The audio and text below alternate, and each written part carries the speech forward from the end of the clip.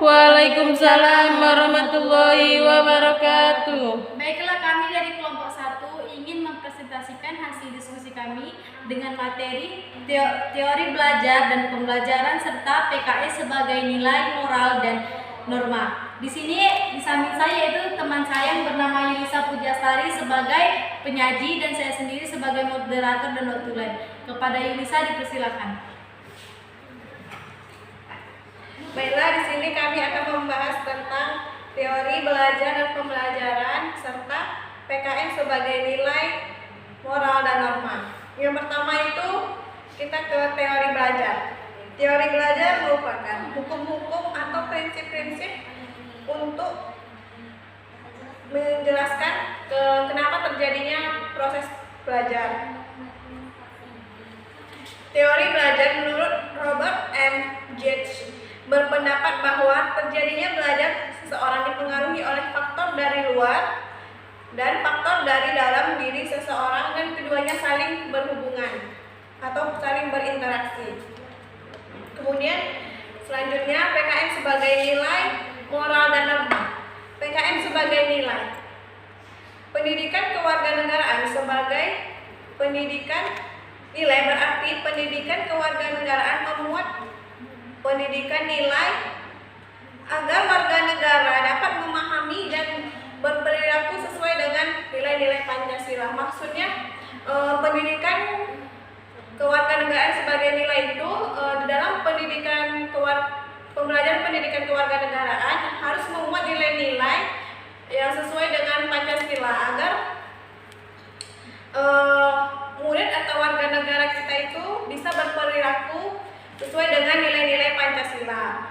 Kemudian selanjutnya PKN sebagai moral.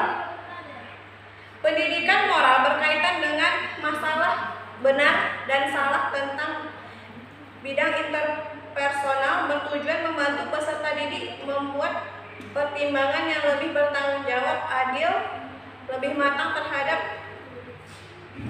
pertimbangan dan berkenaan dengan orang lain, baik pendidikan nilai maupun pendidikan moral, berupaya membentuk pribadi anak supaya menjadi manusia yang baik, warga masyarakat dan warga negara yang baik.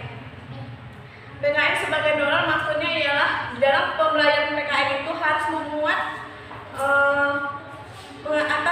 atau harus mengajarkan kepada peserta didik supaya memiliki moral yang baik, supaya dia bisa mempertimbangkan perilakunya baik itu benar atau salah. Kemudian selanjutnya PKN sebagai norma. Pendidikan kewarganegaraan sebagai pendidikan norma berarti pendidikan kewarganegaraan memuat pendidikan norma agar warga negara dapat memahami dan berperilaku sesuai dengan norma-norma yang berlaku. PKN sebagai norma maksudnya di dalam pembelajaran PKN itu harus menanamkan nilai-nilai atau norma-norma yang berlaku di dalam kehidupan masyarakat itu diajarkan kepada anak-anak murid supaya peserta didik itu nanti bisa menjadi warga negara yang taat dengan norma yang berlaku.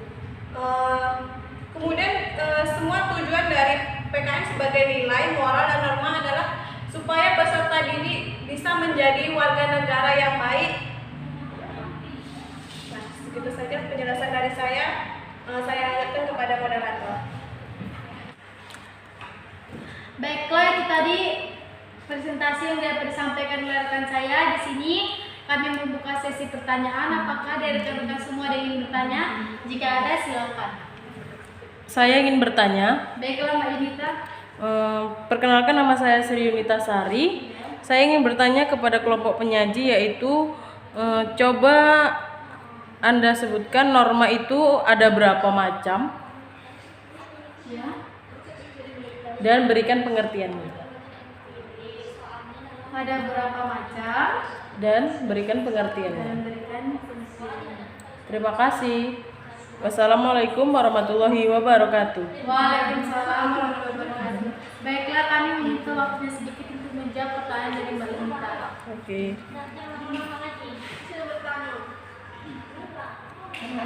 Baiklah, pertanyaan dari Mbak Yunita akan dijawab oleh rekan saya. Ya, Bisa silakan. kepada Yunisa, dipersilakan. Baiklah, di sini saya akan menjawab pertanyaan dari Yunita, yaitu ada berapa macam norma-norma itu. Nah, norma yang berlaku di masyarakat itu ada 4 macam.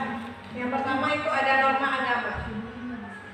Norma agama adalah norma yang mengatur hubungan manusia dengan Tuhan. Sanksinya itu bisa berupa dosa, kemudian contohnya beribadah sesuai dengan agama masing-masing, kemudian berdoa sebelum belajar, dan yang terakhir ada tidak mencuri. Kemudian lanjut yang kedua ada norma kesusilaan. Norma kesusilaan adalah norma yang mengatur tingkah laku manusia yang berasal dari hati nurani. Sanksinya bisa berupa penyesalan, ketakutan, kemudian contohnya yaitu tidak menyakiti teman atau tidak mengejek teman, kemudian tidak mencontek. Kemudian yang ketiga itu ada norma kesopanan. Norma kesopanan adalah norma yang mengatur tingkah laku manusia yang berasal dari aturan yang berlaku di masyarakat. Sanksinya bisa berupa teguran, hinaan atau cemoohan. Kemudian contohnya yaitu misalnya bertegur sapa, menghormati guru, kemudian bertutur kata yang sopan. Kemudian yang terakhir ada norma hukum. Norma hukum adalah norma yang berasal dari undang-undang yang dibuat oleh negara dan bersifat mengikat.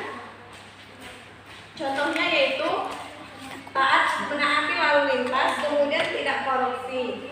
Sanksinya bisa berupa denda atau kurungan penjara. Baiklah, itu jawaban dari pertanyaan dari Yunita. Apakah bisa diterima? Bisa.